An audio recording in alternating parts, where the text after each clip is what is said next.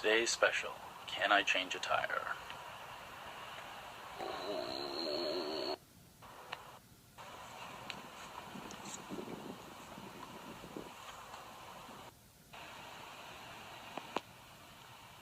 What the fuck is a wheel spanner?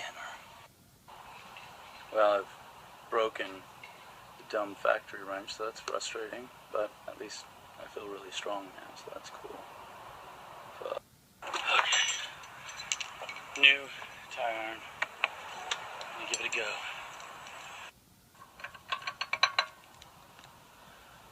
Does not fit.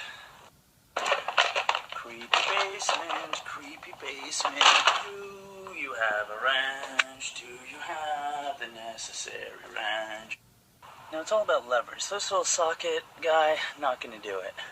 But, flip, with this pipe, we might have something. So, I definitely got some leverage, but the problem is, the pipe has just fucking bent, so I don't know what to do.